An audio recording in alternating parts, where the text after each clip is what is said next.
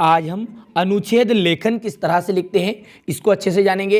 यदि यहाँ वीडियो आपने पूरा देखा तो आज के बाद में आपको अनुच्छेद लिखने में कोई कठिनाई नहीं होगी। कोई सा भी टॉपिक दिया हुआ रहे, पहले तो अनुच्छेद लेखन वास्तव में होता क्या है। जो हमारे मन में किसी के प्रति भाव आ रहे हैं, विचार आ रहे हैं, उन सभी को हम व्यक्त करेंगे, बस लिखित रूप में लिखेंगे।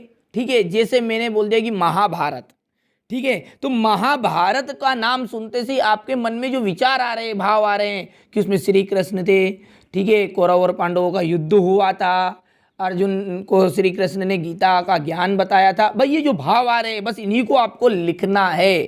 ठीक है, ज़्यादा कठिन नहीं है। कोई आपसे परिभाषा पूछ ले अनुच्छेद लेखन की तो इस तरह से लिखिएगा, किसी एक भाव या विचार को व्यक्त करने के लिए लिखे गए समृद्ध और लघु वाक्य के समूह को हम कहेंगे अनुच्छेद लेखन। यानी कि शाब्दिक अर्थों में हम कहें कि किसी भी एक वस्तु या टॉपिक के ऊपर हमारे मन में जो भाव और विचार आते हैं उन्हीं को लिखना क्या कहलाता है, अनुच्छेद लेखन कहलाता है। अब यदि आपसे पूछ लिया परीक्षा में कि मेरा विद्यालय के ऊपर से अनुच्छेद लेखन लिखिए, या कोई सा भी पूछ लिया तो किस तरह लिखेंगे। देखिए, आपको आपके विद्यालय के बारे में लिखना है। कुछ हिंट यहाँ पर समझा देता हूँ मैं आपको। देखिए, मेरा विद्यालय नगर का सबसे अच्छा विद्यालय है। ठीक है, यह बहुत ही पुराना होने के साथ साथ बहुत ही अच्छा और शिक्षा का केंद्र भी है। ठीक है, क्या है, हमारा जो विद्यालय है वो हमारे आसपास का जो क्षेत्र है उसमें सबसे अच्छा विद्यालय है, यहाँ सबसे पुराना विद्यालय है, साथ ही साथ ये शिक्षा का प्रमुख केंद्र भी रहा है। अब थोड़ा बहुत विद्यार्थियों को बता दीजिए आप कि हाँ, आपकी स्कूल से विद्यार्थी प्रदेश में आज जो यहाँ से पढ़कर गए हैं उनको आज प्रदेश में कई कई जगहों पर जॉब कर रहे हैं। ठीक है, कौन कौन सी जगहों पर, जो कुछ उदाहरण आप दे सकते हैं। तो यहाँ पर देखिए लिखा आगे कि यहाँ के विद्यार्थी प्रदेश में तथा देश में अच्छे अच्छे पदों पर कार्य कर रहे हैं। हमारी स्कूल से जो भी विद्यार्थी पढ़ के जा रहा है, यानी कि विद्यालय से जो भी व्यक्ति पढ़ रहे हैं विद्यार्थी, वो चिकित्सा और इंजीनियरिंग के क्षेत्र में उनको अच्छा प्रवेश मिल रहा है। और कुछ बता दीजिए कि पिछले वर्ष एक दो एग्जाम्पल दे दीजिए कि पिछले वर्ष ही हमारे स्कूल से कम 10 बच्चों का ITI में चयनित हुए।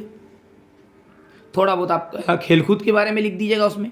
ठीक है, तो इसके अलावा खेलकूद सांस्कृतिक कार्यक्रम में भी मेरे विद्यालय के छात्र अपनी प्रतिभा का प्रदर्शन करते हैं। ठीक है, और बता दीजिए कि इसमें पिछले वर्ष आपके या फिर अभी जो आप खेलकूद हुआ था उसमें एक क्रिकेट टीम ने आपके जो स्कूल की टीम थी उसने प्रथम स्थान प्राप्त किया है। किसमें, राज्य स्तर पर। ठीक है, प्रदेश के स्तर पर। तो इस तरह से आपको लिखना है। मैंने ये नहीं बता रहा हूँ कि मैंने जो लिखा है वही लिखी है। ठीक है, बातों को समझिएगा।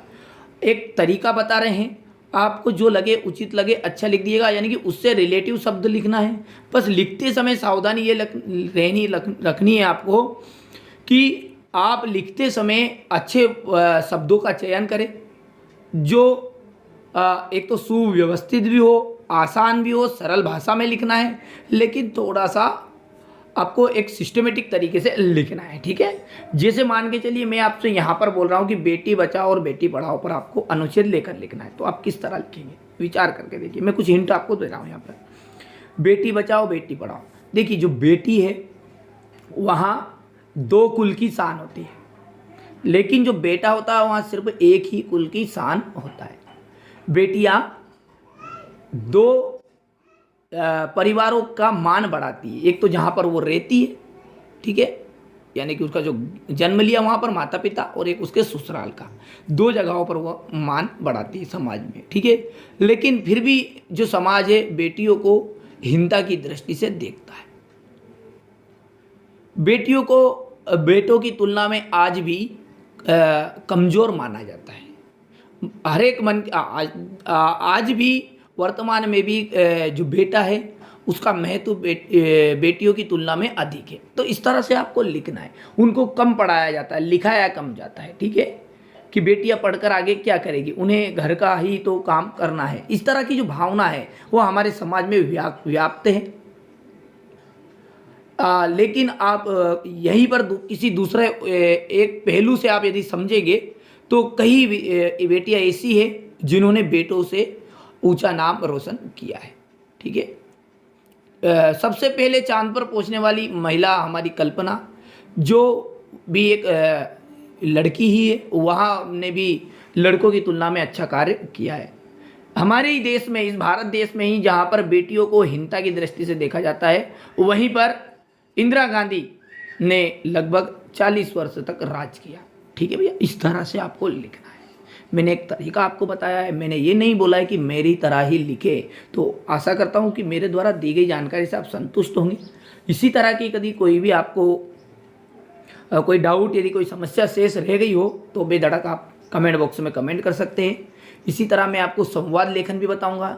यदि आप चाहते कि सूचना लेखन भी समझाया जाए तो सूचना लेखन भी समझाया जाएगा। साथ ही साथ आप चाहते कि किसी और टॉपिक पर अनुच्छेद लेखन का वीडियो बनाया जाए तो बिल्कुल आपके लिए तैयार है। यह चैनल सिर्फ आपके लिए ही बनाया गया है, तो चैनल को सब्सक्राइब कर जरूर करिएगा, नोटिफिकेशन ऑन करके रखिएगा, जैसे महत्वपूर्ण जानकारी मिलती है तो आप तक पहुँच सके।